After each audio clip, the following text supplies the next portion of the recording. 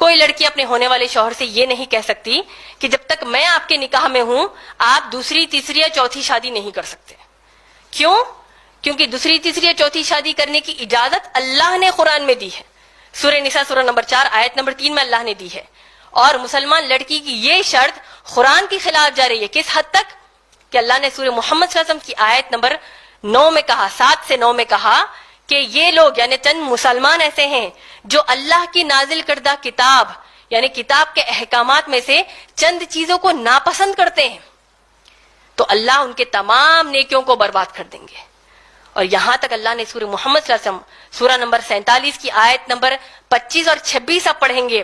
اللہ سبحانہ تعالیٰ نے فرمایا کہ یہ لوگ جو اللہ نے نازل کیا اس کو ناپسند کرتے ہیں اور غیر مسلمانوں سے مل کر کہتے ہیں کہ اس مسئلے میں تو ہم تمہارے ساتھ ہیں، ہم کو بھی یہ اسلام کی چیز نہیں پسند.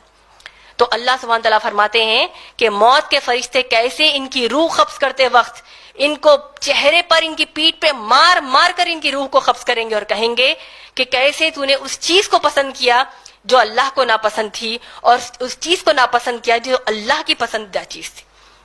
تو ایسی کوئی شرط ہم نہیں رکھ سکتے. اس کے علاوہ صحیح بخاری جلد نمبر 7 حدیث نمبر 5090 میں اللہ کے رسول محمد صلی اللہ علیہ وسلم نے ایک بہت اہم نصیحت نکاح کے تعلق سے کی ہے. وہ کیا ہے کہ کوئی بھی مسلمان مرد نکاح کرنے کے لیے ایک دیندار لڑکی کو چنے گا اور اسی طریقے سے مسلمان لڑکی بھی اگر کسی سے نکاح کرنا چاہے تو کسی دیندار مرد کو چنے گی نکاح کے لیے.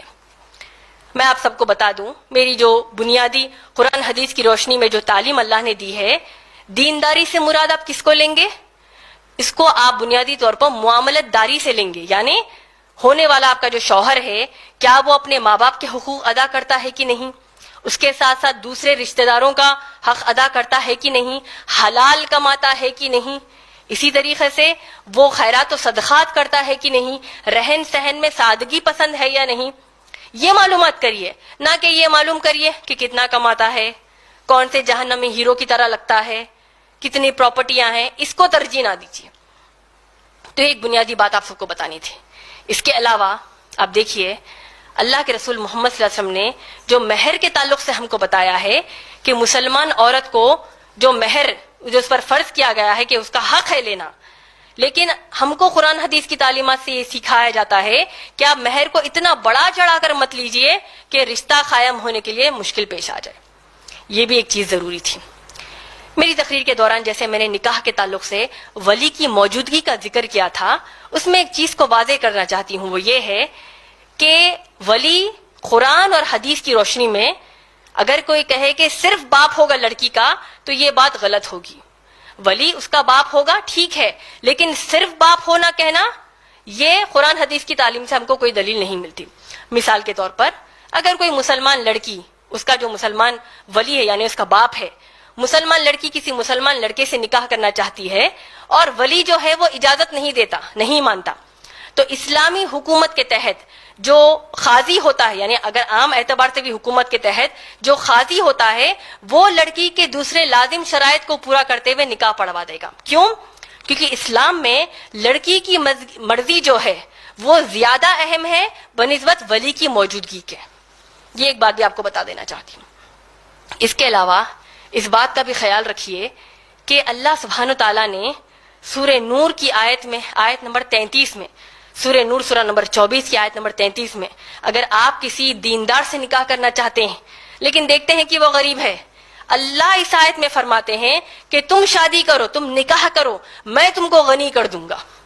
یعنی اگر کوئی مسلمان عورت دیکھے کہ جس سے وہ نکاح کرنا چاہتی ہے وہ دیندار ہے لیکن وہ غریب ہے تو اس کو چاہیے کہ انشاءاللہ وہ نکاح کر لیں، کیونکہ اللہ اس مسلمان عورت کو اس مسلمان مرد کی زندگی میں خوب خوشیاں، خوب انعامات کا اللہ اس کو ذریعہ بنا دیں گے.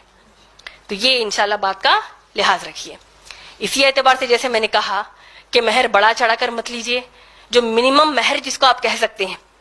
احادیث میں جیسے لوہے کی انگوٹھی کا ذکر آیا ہے، صحیح بخاری جلد نمبر 7 کے بے شمار احادیث میں آیا ہے. ایک صحابیہ آئی، اللہ کے رسول محمد صلی اللہ علیہ وسلم سے کہا کہ یا رسول اللہ صلی اللہ علیہ وسلم میں آپ سے نکاح کرنا چاہتی ہوں. اللہ کے رسول صلی اللہ علیہ وسلم نے کچھ جواب نہیں دیا. 3 مرتبہ صحابیہ نے پوچھا، 3 مرتبہ بھی اللہ کے رسول محمد صلی اللہ علیہ وسلم نے اپنی سر کو نیچے کر لیا.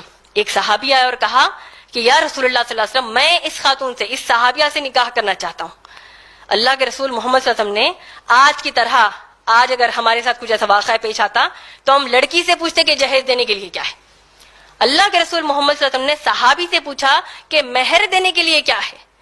اور صحابی آپ سوچیں کتنے غریب تھے کہ ان کے گھر وہ جب جا کر ڈھونڈ کر آئے تو لوہے کی انگوٹھی تک ان کے گھر میں موجود نہ تھی. تو اللہ کے رسول محمد صلی اللہ علیہ وسلم نے کتنا پیارا مہر طے پایا کہ جتنا قرآن آپ کو یاد ہے وہ قرآن اس صحابیہ کو یاد دلا دینا نکاح کے بعد، یہی اس کا مہر ہے. تو ماشاءاللہ اللہ کی توفیق سے بھی جب میرا نکاح جناب عمران سے جب ہوا تھا تو میں نے بھی مہر کی یہی مانگ کی تھی کہ وہ مجھے دعوتی کام کے لیے دائی بنا دے الحمدللہ. تو یہ چیز مہر کے معلومات الحمدللہ ہم کو ہو گئے.